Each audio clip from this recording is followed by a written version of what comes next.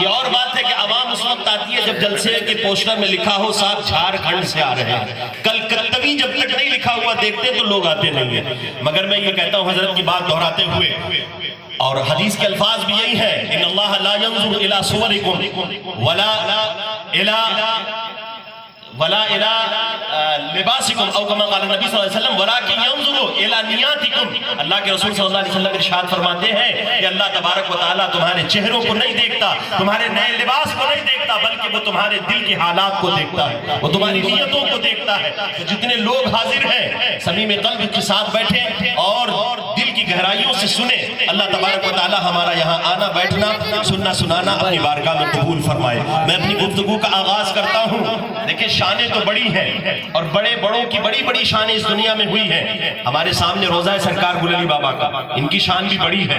سرکار منصور علی بابا بھلواڑہ کے اندر موجود ہیں، شان بڑی ہے۔ روشن علی بابا موجود ہیں، شان بڑی ہے۔ بڑے بڑوں کی شان ہے، سب کی شانوں کو میرے امام نے دیکھا، لیکن دیکھنے کے بعد جب سرکار غوث اعظم کی شان کو دیکھا ہے تو دیکھنے کے بعد کہتے ہیں واہ کیا مرتبہ، اے غوث ہے بالا تیرا۔ ارے شان والے تو بڑے ہیں، اونچے اونچے بڑے ہیں، لیکن اے غوث اعظم آپ کی شان کا عالم یہ ہے، واہ کیا مرتبہ، اے غوث ہے بالا تیرا، اونچے اونچوں کے سروں سے قدم آلا تیرا، بے شک سبحان اللہ، اونچے اونچوں کے سروں سے، اونچے اونچوں کے سروں سے قدم آلا تیرا۔ اور جب قدم کی یہ شان ہے تو کہتے سر بھلا کیا کوئی جانے کہ ہے کیسا تیرا۔ جب آپ کے قدموں کی یہ شان ہے تو سر بھلا کیا کوئی جانے کہ ہے کیسا تیرا۔ اولیاء مانگتے ہیں آنکھیں وہ ہے تلوا تیرا، اولیاء مانگتے ہیں آنکھیں وہ ہے تلوا تیرا۔ اور کیا دبے جس پہ حمایت کہو پنجا تیرا، کیا دبے جس پہ حمایت کہو پنجا تیرا۔ شیر کو خطرے میں لاتا نہیں کتا تیرا، شیر کو خطرے میں لاتا نہیں کتا تیرا۔ اور قسمیں دے دے کے، قسمیں دے دے کے، قسمیں دے دے کے کھلاتا ہے پلاتا ہے تجھے پیارا اللہ تیرا، چاہنے والا تیرا، پیارا اللہ تیرا، چاہنے والا تیرا۔ اور آگے میرے امام کہتے ہیں کہ نبوی می علوی فصل بطولی گلشن، نبوی می علوی فصل بطولی گلشن، حسنی پھول حسینی ہے مہکنا تیرا، نبوی پھول حسنی پھول حسینی ہے مہکنا تیرا۔ اور آگے کہتے ہیں نبوی ذل علوی برج بطولی منزل، حسنی چاند حسینی ہے اجالا تیرا۔ اور جب غوث اعظم کی شان یہ ہے تو ہمارا بھی کوئی رشتہ ہونا چاہیے کہ نہیں ہونا چاہیے۔ آج اگر ہمارے ووٹ سے کوئی جیت کر آتا ہے، چاہے وہ پارشد ہی کا الیکشن کیوں نہ جیتا ہو، لیکن ہم چاہتے ہیں ہمارا تعلق اس سے ہو جائے، گاؤں کا پردھان ہی کیوں نہ ہو، ہم چاہتے ہیں ہمارا تعلق ہو جائے۔ اگر کسی کا گریڈ تھوڑا سا بڑھ جائے، اگر کسی کا مرتبہ ذرا سا بڑھ جائے، سماج میں اگر ذرا سی عزت مل جائے، ہم سوچتے ہیں ہمارا تعلق اس سے ہونا چاہیے۔ ارے ہمارے ووٹ سے جو پاور میں آیا، ہم سوچتے ہیں اس سے ہمارا تعلق ہو جائے۔ مگر غوث اعظم کی شان یہ ہے کہ ان کو مرتبے کسی کے ووٹ سپورٹ سے نہیں ملے، بلکہ غوث اعظم کو اللہ نے اپنا محبوب بنایا ہے کہ یہ شان ملی ہے۔ بے شک سبحان اللہ، سبحان مرتبہ اللہ، غوث اعظم کا یہ ہے، شان غوث اعظم کی یہ ہے کہ اونچے اونچوں کے سروں سے قدم آلا ہے۔ شان یہ ہے کہ اولیاء آنکھ ملتے ہیں طلبوں سے۔ شان یہ ہے تو ہمارا بھی کوئی تعلق ہونا چاہیے کہ نہیں؟ تو ہمارے سب کا تعلق امام نے ہماری جانب سے جوڑ دیا اور کہتے ہیں تجھ سے در، در سے سک، سک سے ہے مجھ کو نسبت، تجھ سے در، در سے سک، سک سے ہے مجھ کو نسبت۔ میری گردن میں بھی ہے دور کا ڈورا تیرا۔ اور امام کہتے ہیں اس نسبت کو جو دور کی ہے، دور کی ہونے کی وجہ سے کمزور مت سمجھنا۔ ارے یہ نسبت دور کی صحیح لیکن مضبوط بھی ہے کہ اس نشانی کے جو سگ ہے نہیں مارے جاتے، بے شک سبحان اللہ، سبحان اللہ، اس نشانی کے جو سگ ہے نہیں مارے جاتے۔ حشر تک میرے گلے میں رہے پٹا تیرا، بے شک سبحان اللہ، حشر تک سبحان میرے، اللہ، حشر تک میرے گلے میں رہے پٹا تیرا۔ اور آگے کہتے ہیں بد سہی چور سہی مجرموں ناکارہ سہی۔ اے امام دنیا ہمیں کہتی ہے یہ صرف بریانی والے ہیں، انہیں کچھ نہیں آتا، یہ نیاز والے ہیں۔ ارے ہاں ہاں ہم صرف غوث کی نسبت والے ہیں، لیکن نسبت پر ہمیں ناز ہے۔ بد سہی چور سہی مجرموں ناکارہ سہی، ارے کیسا ہی سہی ہوں تو کریمہ تیرا۔ آگے کہتے ہیں رضا یوں نہ بلک، ارے تو نہیں جید تو نہ ہو، ارے سید جید ہر دہر ہے مولا تیرا۔ بے شک نعرہ تکبیر، نعرہ رسالت، مسلک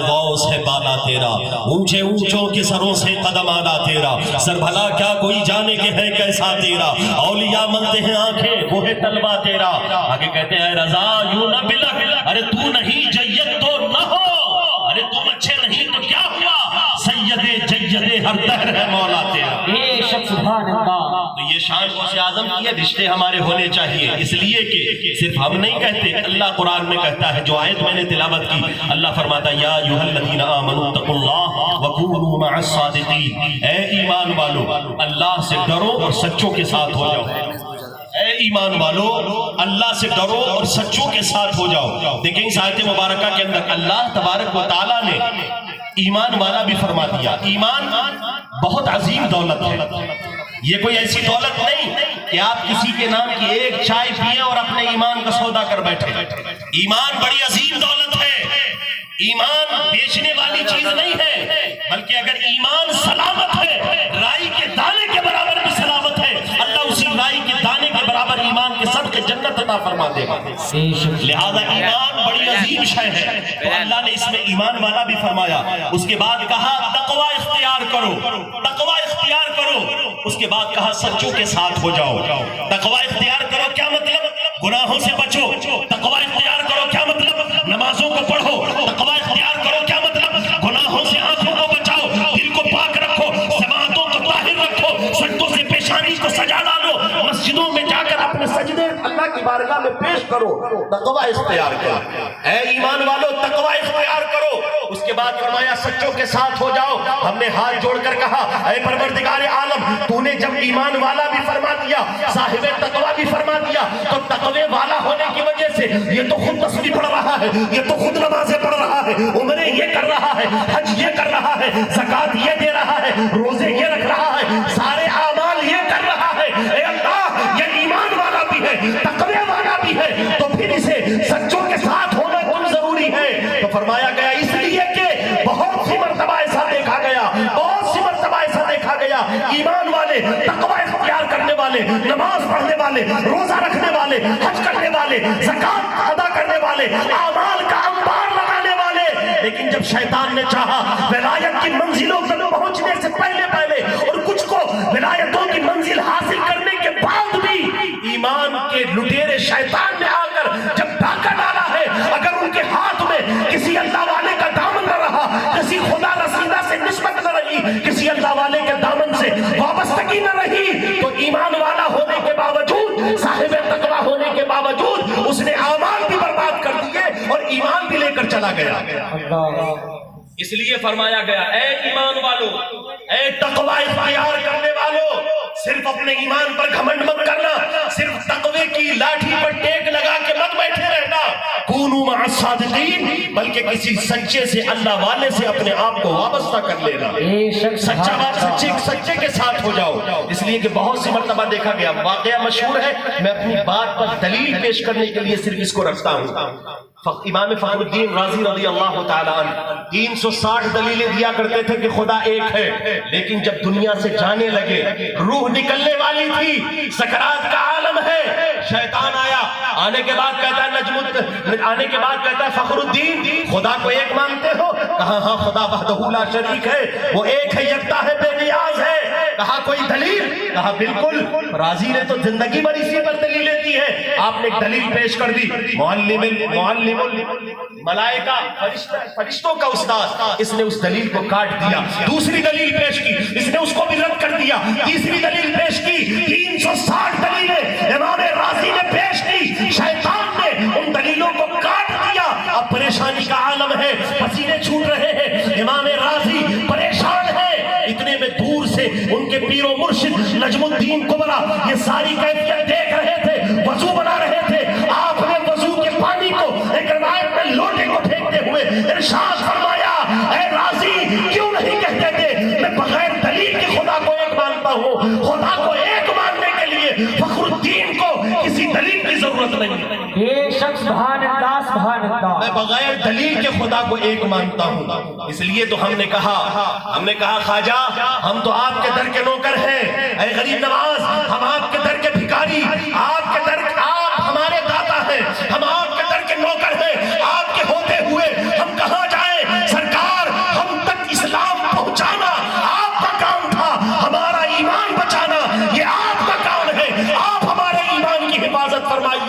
تبھی تو ایک سید نے کہا تھا مکر شیطان سے غلاموں کو بچا لیتے ہو، مکر شیطان سے غلاموں کو بچا لیتے ہو، اس لیے پیر تمہیں اپنا بنایا خواجہ، بے شک سبحان اللہ سبحان اللہ، اس لیے پیر تمہیں اپنا بنایا خواجہ۔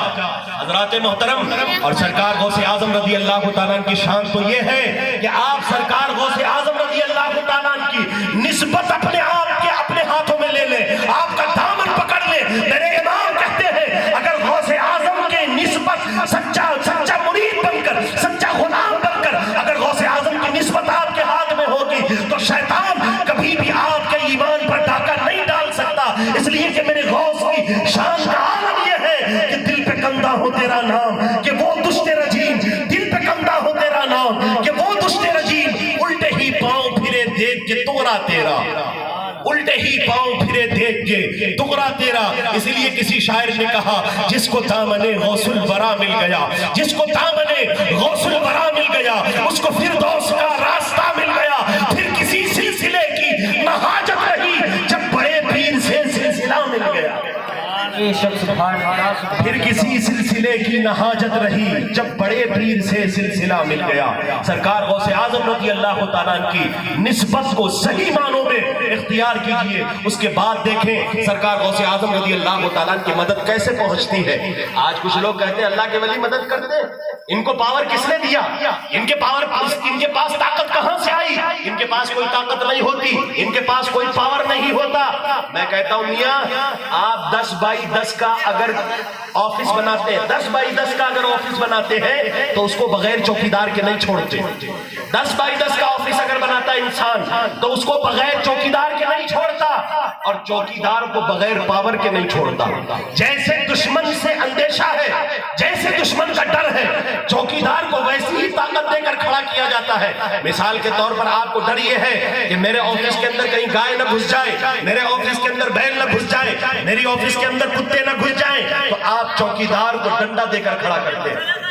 لیکن اگر آپ کو ڈر یہ ہو کہ کوئی شوٹر نہ گھس جائے، اگر آپ کو ڈر یہ ہو میرے آفس میں کوئی کلر نہ گھس جائے، تو آپ پستول دے کر اپنے چوکیدار کو کھڑا کرتے ہیں۔ لیکن اگر ڈر بھیڑ سے ہے، بہت بڑے مجرم ہو، اگر بھیڑ سے ڈر ہے تو پھر AK-47 دے کر آپ اپنے چوکیدار کو کھڑا کرتے ہیں۔ تو جیسا دشمن ہو، جیسے دشمن کا ڈر ہوتا ہے، چوکیدار ویسا ہی کھڑا کیا جاتا ہے۔ کسی کے ہاتھ میں ڈنڈا ہے، کسی کے ہاتھ میں پستول ہے، کسی کے ہاتھ میں AK-47 ہے، کیوں؟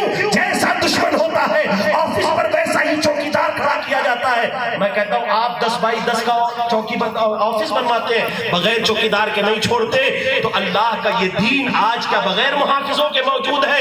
ارے نہیں، حضرت آدم سے لے کر اللہ کے رسول تک انبیاء کرام آتے رہے، باتوں کو رکھتے رہے، جب لوگوں نے نہیں مانا تو معجزہ دکھایا۔ حضرت موسیٰ نے ڈنڈے کو ڈالا سانپ بن گیا، حضرت عیسیٰ نے ہاتھ لگایا اندھا ٹھیک ہو گیا، برس کے داغ والے ٹھیک ہو گئے، حضرت ابراہیم نے آگ میں گئے تو آگ گلزار بن گئی۔ حضرت موسیٰ کا معجزہ موجود، حضرت عیسیٰ کے معجزے کو ہم نے پڑھا، جناب سلیمان کے طاقت کو ہم نے دیکھا ہے، داؤد کی شجاعت ہم نے دیکھی، ابراہیم کی خلت کو ہم نے دیکھا، یحییٰ کی معصومیت ہمارے سامنے ہے، زکریا کی شہادت ہمارے سامنے ہے، ابراہیم کی شفقت ہمارے سامنے ہے، نوح کی رقت ہمارے سامنے ہے، تمام نبیوں کے معجزات ہمارے سامنے ہیں۔ اس لیے کہ دین پھیلانے والے طاقت لے کر آتے ہیں، شکتی کی بھکتی اس دنیا کا ریت ہے، شکتی کی بھکتی اس دنیا کا رواج ہے، اس لیے دین کا کام کرنے والے نہتے نہیں آتے بلکہ طاقت لے کر آتے ہیں۔ لیکن ایک وقت وہ آیا کہ اب نبی آخر الزمان آئے، اور آنے کے بعد ارشاد فرمایا لا نبی بعدی، میرے بعد کوئی نبی نہیں آئے گا۔ ہم نے کہا یا رسول اللہ نبی کوئی نہیں آئے گا تو پھر یہ دین تو قیامت تک رہے گا، انسانی سماج تو قیامت تک برپا رہے گا، یا رسول اللہ دین کی حفاظت کون کرے گا؟ میرے آقا نے ارشاد فرمایا العلماء ورثۃ الانبیاء، علماء ہیں یہ انبیاء کے وارث ہیں، انبیاء نہیں آ رہے ہیں، موسیٰ نہیں آ رہے ہیں، موسیٰ کا جلال نہیں ہے، عیسیٰ نہیں آ رہے ہیں، عیسیٰ کا جمال نہیں ہے، حضرت یوسف نہیں آئیں گے، ان کا حسن و تمکنت نہیں ہے، ابراہیم نہیں آئیں گے، ان کی خلت کے جلوے نہیں ہیں، اسماعیل نہیں آئیں گے، ان کے ذبح و ایثار کی کرامتیں نہیں ہیں۔ لیکن سن لو اے لوگو العلماء ورثۃ الانبیاء، اب جو علماء پیدا ہوں گے وہ انبیاء کے وارث ہوں گے، اور یاد رکھنا دین قیامت تک رہے گا۔ انبیاء معجزات لے کر آتے تھے، اولیاء کرام کرامات لے کر آئے گے۔ بے شک سبحان اللہ سبحان اللہ۔ جس طرح انبیاء کے معجزات کا انکار نہیں کیا جا سکتا، اسی طرح اولیاء کی کرامات کا انکار نہیں کیا جا سکتا۔ بے شک سبحان اللہ سبحان اللہ۔ کیوں؟ اس لیے کہ اگر معجزات کا انکار کرتے ہیں تو نبیوں کے کام کا انکار لازم آئے گا کہ پھر انہوں نے کام کیسا کیا۔ اولیاء کرام کے کرامات کا اگر انکار کرتے ہو تو ان کے ان کاموں کا انکار کرنا ہوگا، اور نہ اولیاء کرام کے کاموں کا انکار کیا جا سکتا ہے، نہ ان کی کرامتوں کا انکار کیا جا سکتا ہے، اس لیے کہ اظہر من الشمس ہے کہ اولیاء کرام نے، علماء ربانیین نے، غوث و خواجہ نے دین کا کام کیا ہے، دین کا تحفظ کیا ہے، کرامات کے ذریعے مردے جلا کر، کھڑا اڑا کر، انا ساگر کو بلوا کر، کرامتوں کے ذریعے دین کی حفاظت کی ہے۔ ورنہ اے لوگوں 1400 سال ہو گئے، دین محفوظ ہے۔ آپ کو میں بتاؤں، تاریخ کا مطالعہ کر کے دیکھیں، 40 دن کے لیے جناب موسیٰ علیہ السلام کوہ طور پر خدا سے کلام کرنے کے لیے گئے تھے، 40 دن کے لیے، لیکن قوم بچڑے کی پجاری بن گئی۔ قوم 40 دن میں بچڑے کی پجاری بن گئی، لیکن دیکھو اللہ والوں کی کرامتیں، غوث و خواجہ کی محنتیں، مجدد الفسانی کی محنت، اعلیٰ حضرت کی محنت، اولیاء کرام، علماء ربانیین، صوفیاء کرام کی محنت کا نتیجہ دیکھو۔ 40 دن میں بنی اسرائیل بچڑے کے پجاری بن گئے، لیکن 1400 سال گزر گئے، امت محمدیہ خدا کو ایک مانتی ہے، نبی کو آخری رسول بے شک سبحان اللہ۔ نعرہ تکبیر، نعرہ رسالت، فیضان غوث اعظم، عظمت اولیاء، نعرہ تکبیر، نعرہ رسالت۔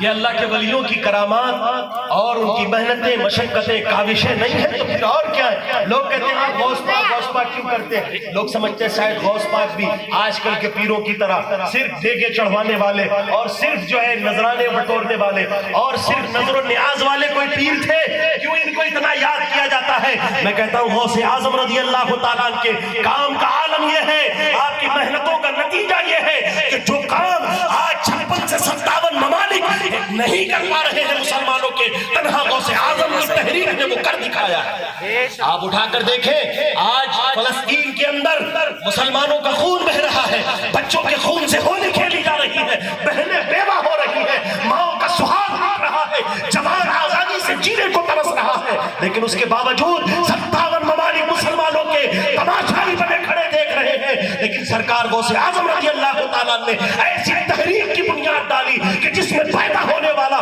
صلاح الدین تنہا اپنی فوج لے کر، غوث اعظم کے مریدوں کو لے کر، آپ کے مدرسے کے طلباء کو لے کر جب پہنچتے ہیں تو فاتح بیت المقدس بن کے چمکتے ہیں۔ بے شک سبحان اللہ سبحان اللہ۔ آپ کہیں گے میاں یہ کیا بات کیا آپ نے، غوث اعظم کے مرید پہنچے؟ میں کہتا ہوں ہاں آؤ تاریخ میں آپ کے سامنے رکھتا ہوں۔ عراق کے ایک گاؤں کردستان کے اندر سرکار غوث پاک رضی اللہ تعالیٰ تبلیغ کے لیے تشریف لے گئے، وہاں عیسائی آباد تھے، حضرت عیسیٰ علیہ السلام کے ماننے والے، اسلام کو آئے کئی صدیاں گزر چکی ہیں، لیکن اب تک یہ علاقہ ایمان نہیں لایا، اتنے سخت تھے یہ اپنے دین پر۔ سرکار غوث اعظم رضی اللہ تعالیٰ جب پہنچے، اور پہنچنے کے بعد غوث اعظم رضی اللہ تعالیٰ نے جب تبلیغ کی اسلام کی کہ مسلمان ہو جاؤ، تو عیسائیوں نے کہا میاں تمہارے نبی کا ہم کلمہ پڑھے؟ ارے ہمارے نبی میں کمی کیا ہے، ہمارے نبی تو ٹھوکر مار کے مردے جلا دیا کرتے تھے، عیسیٰ مردے جلا دیتے تھے، ہم بھلا عیسیٰ کا کلمہ چھوڑ کر تمہارے نبی کا کلمہ کیوں پڑھے؟ آپ نے کہا کہ صرف مردہ ہی جلانا ہے نا؟ کہاں مردے جلاتے تھے۔ آپ نے فرمایا لاؤ کس مردے کو جلانا ہے، نبی کی بات نہیں، نبی کا لاڈلا عبد القادر مردے جلانے کے لیے تیار ہے۔ تاریخ لکھنے والوں نے لکھا، تاریخ لکھنے والوں نے لکھا کہ سرکار غوث اعظم رضی اللہ تعالیٰ عنہ کے کو حضرت دانیال کے ایک امتی کی قبر پر، ہزاروں سال پرانی ایک قبر پر سرکار غوث اعظم رضی اللہ تعالیٰ عنہ کو جب وہاں لے جایا گیا، سرکار غوث اعظم نے اس طاقت سے جس کے لیے میرے نبی نے ارشاد فرمایا تھا، بندہ نوافل کے ذریعے جب اپنے آپ کو اللہ کا مقرب بنا لیتا ہے، حالات یہ ہوتے ہیں، زبان بندے کی ہوتی ہے، بولنا خدا کا ہوتا ہے، آنکھیں بندے کی ہوتی ہے، دیکھنا خدا کا ہوتا ہے، ہاتھ بندے کے ہوتے ہیں، پکڑنا خدا کا ہوتا ہے، قدم بندے کے ہوتے ہیں، چلنا خدا کا ہوتا ہے۔ اسی طاقت سے قم باذن اللہ کہتے ہیں، سرکار غوث اعظم کی زبان سے قم کا نکلنا تھا، زبان عبد القادر کی تھی، لیکن طاقت رب قادر کی کام کرتی ہے، مردہ کھڑا ہو کے بیٹھ جائے۔ بے شک سبحان اللہ سبحان یہ سرکار غوث اعظم आजम रजी अल्लाह ताला की करामत जब लोगों ने देखी कि मुर्दा जी गया, इसलिए कि गुफ्ते अल्लाह हुआ, उनका कहना खुदा का कहना होता है, उनकी जबान से जो कलिमात निकले वो खुदा के होते हैं। हजरत मोहतरम गौस पाक ने जब उठाया मुर्दे को, उठकर बैठ गया, सारा कबीला मुसलमान हो गया, सारे सरदार मुसलमान हो गए। अब आपको मैं बताऊं, इन मुसलमान होने वालों में एक नौजवान है जिसका नाम है नजमुद्दीन अय्यूब। गौसे आजम के हाथ पर ये जो गांव मुसलमान हुआ, इन्हीं गांव के वासियों में से एक शख्स है, एक नौजवान जिसका नाम है नजमुद्दीन अय्यूब। नजमुद्दीन अय्यूब की उम्र बढ़ती रही, जब और कुछ उम्र बढ़ी तो जंगी हुकूमत की जानिब से इसको ओहदे दिए जाने लगे, हत्ता कि तकरेत का गवर्नर इसको बना दिया गया। एक दिन यही नजमुद्दीन अय्यूब तकरेत की जामा मस्जिद के अंदर इमाम साहब के साथ बैठा हुआ है, कुछ बात कर रहा है, नौजवान महले गुफ्तगू है। इतने में एक औरत आई, बाहया लड़की आई, पर्दे में मलबूस एक लड़की आई। आने के बाद इमाम साहब को इशारे से बुलाया। इमाम साहब ने नजमुद्दीन अय्यूब से कहा, नौजवान अगर इजाजत हो तो मैं इस बेटी की बात को सुन लूं। कहा, हजरत जैसी आपकी मर्जी, आप चले जाएं। नजमुद्दीन अय्यूब के पास से उठकर वो बुजुर्ग इमाम साहब शेख बेटी के पास आए। कहा, बेटी वो रिश्ता अच्छा नहीं लगा तुमको, मैंने जो रिश्ता भेजा था क्या पसंद नहीं आया? लड़की ने कहा, हजरत मुझे बहुत पसंद है। वो लड़का, ठीक है, आपने जैसा कहा वैसा ही है, यकीनन वो तंदुरुस्त भी है, कमाऊ भी है, नेक भी है, लेकिन हजरत वो मेरे लायक नहीं है। क्या कहा हजरत? वो मेरे लायक नहीं है। आपने फरमाया, क्यों बेटी, आपके लायक क्यों नहीं है? आपके लायक क्यों नहीं है? कहा, मेरे लायक इसलिए नहीं है क्योंकि मैं ये चाहती हूँ अल्लाह तबारक व तआला मुझे एक ऐसा शौहर अता करे कि जिससे अल्लाह मुझे ऐसा बेटा दे जो बैतुल मुक़द्दस को फतह करने वाला हो, और मेरा शौहर ऐसा नेक हो कि जो मेरा हाथ पकड़ के मुझे जन्नत में पहुंचा दे। ऐसे नेक शौहर से मैं शादी करना चाहती हूँ। और यही नजमुद्दीन अय्यूब जो नौजवान बैठा है ना, इसका भाई असदुद्दीन इससे जब भी शादी के लिए कहता, मियाँ उम्र बढ़ रही है, शादी कर लो। कहा, नहीं, मेरे लायक लड़की नहीं मिल रही। कहा, चलो तो बादशाह की लड़की से तुम्हारा रिश्ता करवा देते, बादशाह की बेटी से, रानी की बेटी से तुम्हारे रिश्ते की बात करते हैं। कहा, नहीं, वो मेरे लायक नहीं है। कहा, फिर वजीर की लड़की से तुम्हारा रिश्ता करवा दे। कहा, नहीं, वो भी मेरे लायक नहीं है। कहा, भाई ने कि फिर तुम्हारे लायक कौन है? न बादशाह की बेटी तुम्हारे लायक है, न वजीर की शहजादी तुम्हारे लायक है। क्या चाहते हो तुम? कौन है तुम्हारे लायक? अरे जब बादशाह की शहजादियां तुम्हारे लायक नहीं तो रियाया में तुम्हारे लिए कौन मिलेगा? कहा, बात ये नहीं भाई, मैं ये चाहता हूँ मुझे एक ऐसी बीवी मिले जो मेरा हाथ पकड़ के जन्नत में पहुंचा दे, और अल्लाह उसके जरिए मुझे ऐसा बेटा दे जो बैतुल मुक़द्दस को फतह करने वाला। नजमुद्दीन अय्यूब की भी यही ख्वाहिश कि ऐसी बीवी मिले जो जन्नत में पहुंचा दे, ऐसी बीवी मिले जिससे अल्लाह ऐसा बेटा दे जो बैतुल मुक़द्दस को आजाद करवा दे। और आज जब इमाम साहब ने कहा, बेटी वो लड़का क्यों नहीं पसंद आया? कहा, बहुत अच्छा है, लेकिन शौहर ऐसा चाहिए कि जो मेरा हाथ पकड़ के मुझे जन्नत में पहुंचा दे, और अल्लाह उस शौहर के जरिए मुझे एक बेटा ऐसा दे जो बैतुल मुक़द्दस को आजाद करवाने वाला हो। इतना सुनना था, नजमुद्दीन अपनी जगह से खड़े हो गए। आने के बाद इमाम साहब से कहा, मेरे शेख, मेरा निकाह इस लड़की से करवा दो। हजरत ने घूम के मुस्कुरा के कहा, बेटा न तो तुम्हें बादशाह की शहजादी पसंद आती है, न वजीर की लड़की को तुम पसंद करते हो, तुम इससे शादी करोगे? ये मोहल्ले की गरीब लड़की है, सबसे गरीब मिस्कीन लड़की है, तुम इससे शादी करोगे? हाँ, पर्दे वाली है, नेक है, साले है, नमाजी है, लेकिन बड़ी गरीब है। नजमुद्दीन अय्यूब कहते हैं, नहीं नहीं, मुझे इससे शादी करनी है, इसलिए कि जो ख्वाहिश इसकी है वही ख्वाहिश मेरी है। हम एक दूसरे से ऐसा बेटा चाहते हैं जो बैतुल मुक़द्दस को आजाद करवा दे, फातह बैतुल मुक़द्दस हो, और हमारा रिश्ता आपस में ऐसी लड़की और शौहर का हो कि जो एक दूसरे का हाथ पकड़ के जन्नत में पहुंचा दे। ख्वाहिशात मिलती है, निकाह करवा दीजिए। निकाह करवा दिया गया। यही नजमुद्दीन अय्यूब जो गौसे आज़म के हाथ पर ईमान लेकर आए थे, जब इस पाकबाज लड़की से उनका निकाह होता है तो इन दोनों के आंगन में जो फूल खिलता है उसे दुनिया सलाहुद्दीन अय्यूबी के नाम से याद करती है। बेशक सुभान अल्लाह, नारे तकबीर, नारे रिसालत, फैज़ाने गौसे आज़म, जश्ने गौसुल वरा, नारे तकबीर, नारे रिसालत। लोग कहते हैं सूफियाए कराम ने किया क्या है, अल्लाह वालों ने किया क्या है? मैं कहता हूँ अल्लाह वालों की शान ये है, 57 ममालिक आज मुसलमानों का खून बहता हुआ देखकर कुछ नहीं कर सकते, लेकिन गौसे आज़म की तबलीग का नतीजा देखो कि जिस कुर्दिस्तान को मुसलमान करके आता جاتے ہیں، صلاح الدین ایوبی وہیں پیدا ہوتے ہیں، ارطغرل وہیں پیدا ہوتا ہے، عثمان غازی اسی خاندان سے ہے، یہ غازیوں اور شہیدوں کا خاندان ہے۔ یہ ہاتھ کہ کس کے ہاتھ پر مسلمان ہوا؟ جس کے ہاتھ پر مسلمان ہوا اسے رسول اللہ کا لاڈلا غوث اعظم محی الدین عبد القادر جیلانی کہا جاتا ہے۔ پیارے یہ شان ہے صوفیاء کرام کی، اور پھر ہوا بھی یہی۔ 10 سال کی عمر جب ہوئی سلطان صلاح الدین ایوبی کی، سرکار غوث پاک کی بارگاہ میں جب آپ کو لایا گیا، آپ نے دیکھا، اور دیکھنے کے بعد سر پہ ہاتھ رکھا، اور ہاتھ رکھنے کے بعد ارشاد فرمایا سرکار غوث پاک نے، یہ بچہ بڑا عظیم ہے اور ایک دن یہ فاتح اعظم بن کے چمکے گا۔ اور دنیا نے دیکھا کہ 90 سال سے غلامی کی زندگی گزارنے والے اہل قدس اور عیسائی جو قابض تھے بیت المقدس پر، 90 سال کا زمانہ گزر چکا تھا، لیکن سرکار غوث اعظم رضی اللہ تعالیٰ کی دعاؤں کی برکتوں کو لے کر سلطان صلاح الدین ایوبی جب پہنچتے ہیں، 1 ہفتے کی جنگ کے بعد عیسائیوں نے گھٹنے ٹیک دیے اور کہا سلطان ہماری گردنوں کو معاف کر دو، ہم بیت المقدس کی چابیاں تمہارے قدموں میں ڈالتے ہیں۔ آج مجھے بتائیے ایسا صلاح الدین کہ دنیا دعا کر رہی ہے مولا پھر سے کوئی صلاح الدین، لیکن پیارے غوث اعظم کے دامن سے دور ہوتے جا رہے ہو، سرکار غوث اعظم کے دامن سے وابستہ رہو گے، ان کے مشن کو سمجھو گے، ان کے زندگی کے مقصد کو سمجھو گے، تو اللہ تبارک و تعالیٰ ارے سلطان صلاح الدین نہ صحیح کوئی ان کا غلام ضرور تمہارے گھر میں پیدا کروا دے گا۔ لیکن بات وہی ہے کہ آج نہ جانے کیسا کیسا منہ لے کر لوگ آ جاتے ہیں اور آ کر کہتے ہیں ان اولیاء کرام نے کیا کیا ہے، ان صوفیاء کرام نے کیا کیا ہے۔ آؤ بتاؤ، میں آپ کو بتاؤں ان صوفیاء کرام نے کیا ہے۔ اسی ہندوستان کی ہسٹری کو اگر میں آپ کے سامنے رکھوں تو شہاب الدین غوری اس ہندوستان کے اندر کئی بار آیا حملہ کرنے کے لیے۔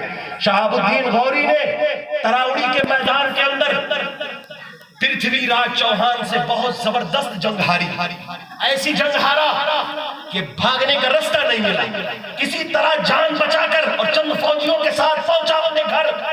مرہم پٹیاں چل رہی ہے، خون بہ رہا ہے، تکلیف ہو رہی ہے، ابھی تکلیف مٹی نہیں، خون رکا نہیں، پٹیاں کھلی نہیں۔ ادھر ہندوستان کے اندر ایک واقعہ یہ پیش آیا کہ پرتھوی راج چوہان کے کچھ لوگ پہنچے غریب نواز کے پاس، اور غریب نواز سے جا کر کہا او فقیر بند کرو یہ چولہا، یہ ڈیگے ہٹاؤ یہاں سے، تم نے ہمارے پرجا کی، ہمارے رعایا کی عادتوں کو خراب کر دیا ہے، پھوکٹ کے کھانے کی عادت پڑ گئی ان کو، اٹھاؤ بند کرو اپنا چولہا، لے جاؤ اپنی ڈیگے یہاں سے۔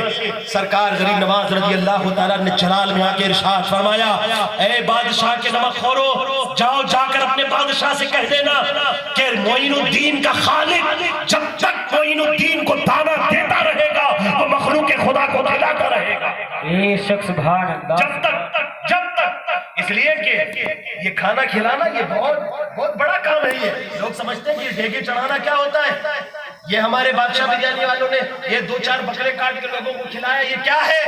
ارے کسی غریب کی بیٹی کی شادی کر دیتے۔ میں کہتا ہوں اللہ کے رسول سے صحابی نے پوچھا یا رسول اللہ سب سے اچھا کام کیا ہے؟ ای الاعمال افضل یا رسول اللہ، سب سے اچھا کام کیا ہے؟ میرے آقا ارشاد فرماتے اطعام الطعام، لوگوں کو کھانے کھلاؤ، یہ سب سے اچھا کام ہے۔ بے شک سبحان اللہ۔ میرے غریب نواز ارشاد فرماتے ہیں، میرے خواجہ نے ارشاد فرمایا جاؤ جا کے کہہ دینا جب تک خدا معین الدین کو دانا دیتا رہے گا یہ مخلوق خدا کو کھلاتا رہے گا۔ حضرات محترم جب معین الدین سرکار غریب نواز نے یہ ارشاد فرمایا نا تو لوگوں نے آپ کو جان سے مارنے کی دھمکیاں دینا شروع کی، طرح طرح کی گیدڑ بھبکیاں آپ کو دینا شروع کی۔ جب حالات یہاں تک پہنچے تو غریب نواز جلال کے عالم میں کھڑے ہو گئے اور اپنے مریدوں کو مخاطب کرتے ہوئے ان کو گواہ بنا کر ارشاد فرمایا اے میرے مریدوں گواہ رہنا، میں نے اس راجا کو زندہ مسلمان لشکر کے حوالے کر دیا ہے۔ اب یہ اللہ والے کی زبان سے نکل چکا تھا۔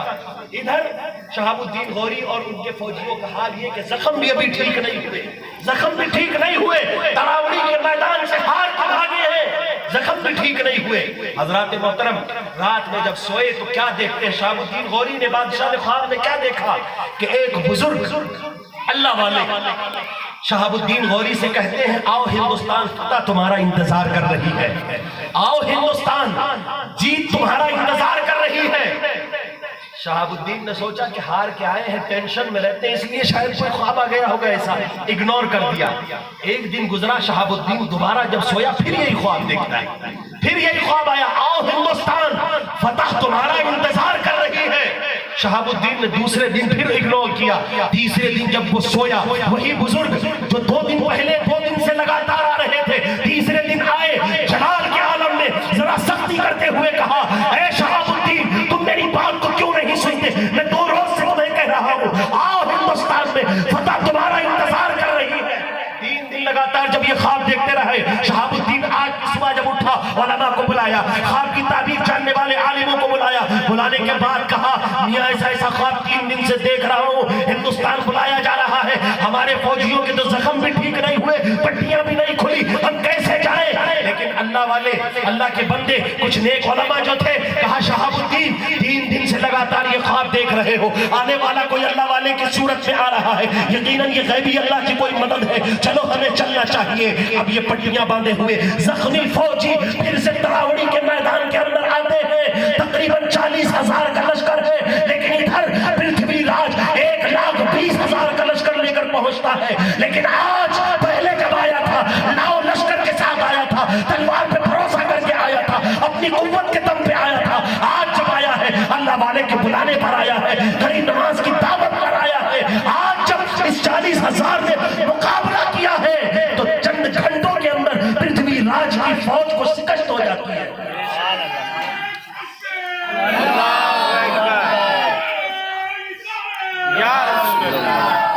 حضرات محترم، اب جیت کے بعد یہ کارواں گزرا، نکلتے ہوئے جب اجمیر سے پہنچا، اذان کی آواز آئی، شہاب الدین غوری نے کہا، رے یہاں اور اذان؟ کہا ہاں، یہاں ایک اللہ والا ہے، اللہ کا ایک بندہ ہے جو اذان بھی دیتا ہے، امامت بھی کرتا ہے، جماعت بھی ہوتی ہے۔ کہا پھر چلو اسی کے پیچھے نماز ادا کریں گے۔ نماز ادا کرنے کے لیے شہاب الدین جب پہنچا ہے تو کیا دیکھتا ہے، ایک بزرگ ہے جو امامت کر رہے، جماعت کھڑی ہو چکی ہے، شہاب الدین بھی جماعت کے اندر کھڑا ہو گیا، شامل ہو گیا۔ نماز جب پوری ہوئی، اللہ والے نے جب سلام کو پھیرا ہے، شہاب الدین نے بھی اپنی نماز کو جب پورا کیا، اور نماز پورا کرنے کے بعد جب اس نے امام کے چہرے کو دیکھا تو دیکھ کر دنگ رہ گیا، اس لیے کہ یہ امام نماز پڑھانے والا بزرگ کوئی اور نہیں تھا، بلکہ 3 دن سے اسے ہندوستان کی طرف بلانے والا وہی بزرگ ہے جو 3 دن سے خواب میں شہاب الدین کے آ رہا تھا۔ سرکار غریب نواز رضی اللہ تعالیٰ اجمیر کی سرزمین پر اللہ کے نام کا نعرہ بھی بلند کر رہے تھے، نماز بھی پڑھا رہے تھے۔ شہاب الدین نے جب دیکھا، قدموں میں پہنچ گیا، غلامی اختیار کی اور اپنے آپ کو غریب نواز کا مرید بنا ڈالا۔ یہ اللہ والوں کے کام ہے، یہ کام ہے اللہ والوں کے۔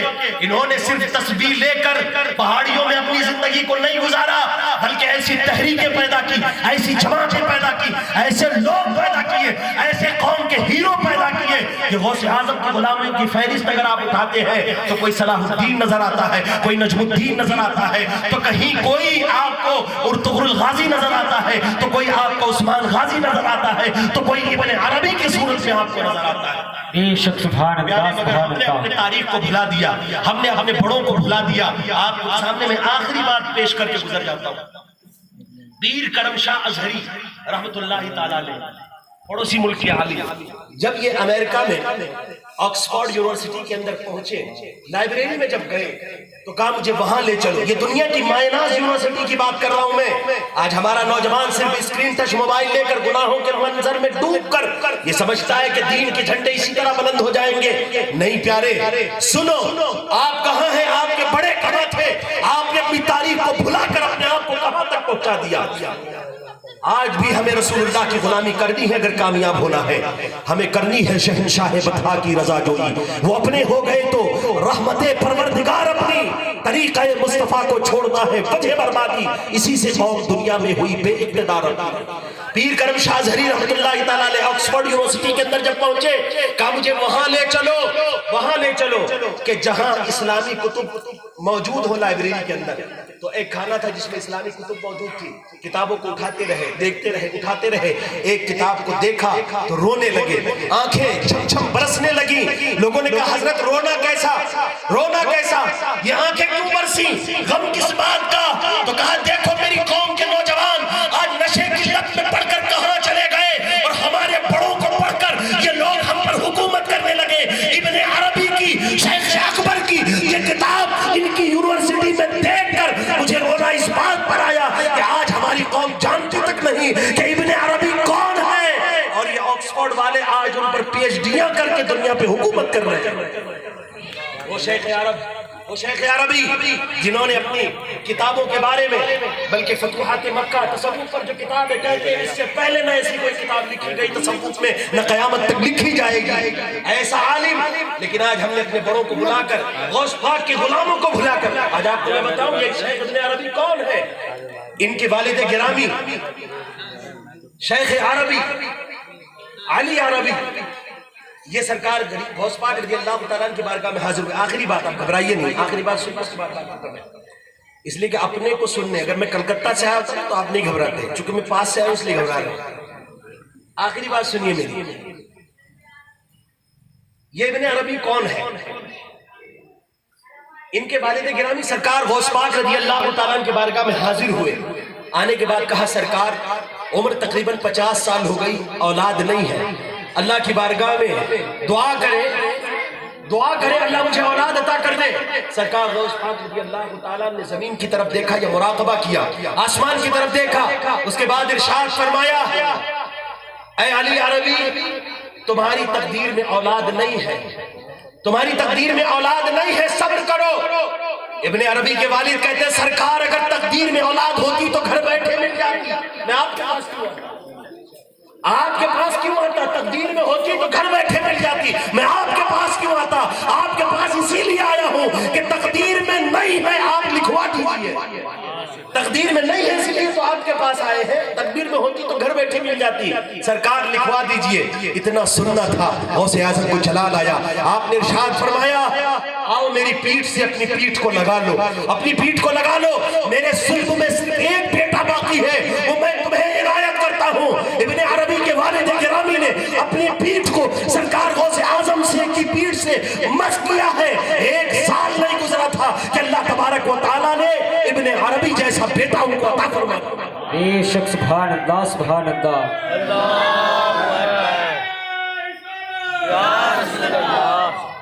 حضرات محترم یہ سرکار غوث پاک رضی اللہ تعالیٰ کا فیضان ہے. وہ ابن عربی کہ جو اتنے بڑے فلسفی اور مفکر گزرے کہ آج آکسفورڈ اور ہارورڈ یونیورسٹیوں جیسی یونیورسٹیوں کے اندر ان کے نام سے پی ایچ ڈیاں کی جاتی ہیں. لوگ ان کی کتابوں سے فائدہ اٹھا کر سائنس کو ترقیوں کی راہوں پر گامزن کر رہے ہیں. لیکن ہمارے مسلمان کو پتہ کب چلا؟ جب تک ارطغرل سیریل نہیں آیا تھا کوئی جانتا ہی نہیں تھا ابن عربی ہے کون, ابن عربی ہے کون. میرے پیاروں اس دنیا کے اندر سلاطین اسلام نے جو بھی کاررائے نمایاں انجام دیے ہیں اگر غوث پاک کے بعد کے زمانے کے ہیں تو اکثریت یا تو غوث اعظم کے غلاموں کی ہے, یا غوث اعظم کے غلاموں کے غلاموں کی ہے, یا تو وہ غوث پاک کے مرید ہیں یا آپ کے مریدوں کے مرید. آپ اٹھا کر دیکھ لیجئے سلطنت عثمانیہ کے شاہان کو یا تمام دنیا کے اندر اسلامی حکومت کرنے والے. غوث اعظم کا فیضان یہ ہے. اللہ تبارک و تعالیٰ کی بارگاہ میں دعا ہے کہ مولا تعالیٰ ہمیں سرکار غوث اعظم رضی اللہ تعالیٰ کے مشن کو عام کرنے کی توفیق عطا فرمائے, سرکار غوث اعظم رضی اللہ تعالیٰ کے تعلیمات کو عام کرنے کی توفیق عطا فرمائے. آج طلبہ بیٹھے ہوئے میرے سامنے, یاد رکھے پیارے سرکار غوث اعظم رضی اللہ تعالیٰ کسی ایسے بابا یا بزرگ کا نام نہیں جن کو دین کے علم سے کوئی لینا دینا نہ ہو. یارے ابن الجوزی کا اگر واقعہ سناؤں میں آپ کو وقت لگے گا بہت زیادہ. 10 تفسیریں بیان کی تھی میرے غوث پاک رضی اللہ تعالیٰ نے. ہر تفسیر کو سن کر ابن عربی ابن الجوزی سینہ چوڑا کر کے یہ کہتے رہے کہ ہاں یہ میں جانتا ہوں, لیکن جب 11ویں بیان کی سر شرم سے جھک گیا. 12ویں 13ویں میرے غوث پاک نے ایک آیت کی 40 تفسیریں بیان فرمائی. یہ غوث اعظم کی شان ہے. اور آپ یہ مت سمجھیے گا کہ ہم یہ تعلیم جو حاصل کر رہے ہیں اس سے کیا ہوگا, اس سے کیا ہوگا. ارے میں کہتا ہوں خلوص دل میں اگر ہو, گناہوں سے بچ کر نگاہوں کی پاکیزگی کے ساتھ, دل کی صفائی کے ساتھ, جسم کی طہارت کے ساتھ اگر یہ دین آپ حاصل کرو تو یہ وہی دین ہے جس کے بارے میں میرے غوث نے کہا تھا درست العلم حتی صرت قطبا, میں علم حاصل کرتا رہا, حاصل کرتا رہا, حاصل کرتا رہا حتیٰ کہ اللہ نے مجھے قطب بنا دیا. بے شک سبحان اللہ سبحان درست العلم حتی صرت قطبا, میں علم حاصل کرتا رہا یہاں تک کہ اللہ نے مجھے قطب بنا دیا۔ یارے اگر آپ بھی خلوص کے ساتھ دین پھیلانے کی نیت سے، اللہ کے رسول کے لائے ہوئے دین کی حفاظت کی نیت سے اگر آپ تعلیم حاصل کرتے رہیں گے، اللہ ولایت کی منزلیں آپ کے لیے آسان کر دے گا۔ من سلک العلم طریق العلم، جو علم کے راستے کے لیے چلتا ہے اور علم کے راستے پر چلتا ہے، سہل اللہ لہ طریقا الی الجنہ، اللہ تعالیٰ جنت کا راستہ اس کے لیے آسان کر دیتا ہے۔ یہ میرے رسول کا فرمان ہے۔ لہذا آپ کا وجود بڑا مسعود ہے، آپ بڑے مبارک ہیں، اور میں مبارکباد پیش کرتا ہوں ان لوگوں کو جو ان اساتذہ اور ان طلبہ کے ساتھ اپنے تعلقات کو رکھتے ہیں، ان سے محبت کرتے ہیں، ان کو پیار کی نگاہ سے دیکھتے ہیں، ادارے سے محبت کرتے ہیں، ادارے سے لگاؤ رکھتے ہیں، اس لیے کہ وہ ادارہ نہ میرا گھر ہے نہ کسی کے باپ کا گھر ہے، بلکہ وہ رسول پاک کا گھر ہے، اس میں رہنے والے رسول پاک کے مہمان ہیں۔ حق ہے۔ لہذا ان سے محبت کرنے والا اللہ رسول سے محبت کرنے والا ہے، ان طلبہ سے محبت کرنے والا اللہ رسول کو پیار کرنے والا ہے۔ تو لہذا علم حاصل کریں، علم کے قریب ہوں۔ طلبہ کو چاہیے کہ وہ مشقت سے علم حاصل کریں، غوث پاک کے سچے غلام بننے کی کوشش کریں، اور وہ اس طرح نہیں ہوگا کہ ہم گناہ بھی کرتے رہیں، خرافات میں بھی لگے رہیں، اس کے بعد تعلیم نبوی بھی حاصل کریں، متعلم علوم نبویہ بھی بن کر پھرتے رہیں۔ پیارے یہ نہیں ہوتا ہے، بلکہ آپ جہاں علم دین حاصل کرنے والے طالب علم بننے کی کوشش کر رہے ہیں تو آپ کو اپنے آپ کو پاک باز بنانا ہوگا، اپنی نگاہوں کو پاک کرنا ہوگا، اپنی خیالات کو پاک کرنا ہوگا، تب یہ علم جو ہے آپ کے سینے میں اترے گا۔ اللہ تبارک و تعالی ہمیں غوث پاک کے فیضان سے مالا مال فرمائے، دونوں جہان میں سرخروئی عطا فرمائے۔ اپنی بات کو میں وہیں ختم کرتا ہوں جہاں سے میں نے شروع کیا تھا۔ واہ کیا مرتبہ اے غوث ہے بالا تیرا، اونچے اونچوں کے سروں سے قدم آلا تیرا، سر بھلا کیا کوئی جانے کہ ہے کیسا تیرا، اولیاء ملتے ہیں آنکھیں وہ ہے طلبہ تیرا، نبوی می علوی فصل بطولی گلشن، حسنی پھول حسینی ہے مہکنا تیرا، نبوی ذل علوی پر برج بطولی منزل، حسنی چاند حسینی ہے اجالا تیرا۔ اور آگے میرے غوث پاک نے کتنی پیاری بات کہی، کہتے اے رضا یوں نہ بلک تو نہیں جید تو نہ ہو، ارے سید جید ہر دہر ہے مولا تیرا۔ جو دلاسا میرے غوث نے دیا کسی نے نہیں دیا۔ میرے غوث کہتے ہیں مریدی لا تخف اللہ ربی اتانی رفعتا نلت المنالی، اے میرے مرید گھبرانے کی ضرورت نہیں ہے، اللہ نے مجھے بہت بڑے بلند مقام عطا فرمائے ہیں۔ جس کا پیر اتنا بڑا ہو، جس کی نسبت اتنی مضبوط ہو، اسے گھبرانے کی ضرورت نہیں ہے، اپنی نسبت میں سچے ہو جائیے، اللہ دونوں جہان میں آپ کو کامیاب کرے گا۔ استغفر اللہ ربی من کل ذنب و اتوب الیہ۔ السلام علیکم۔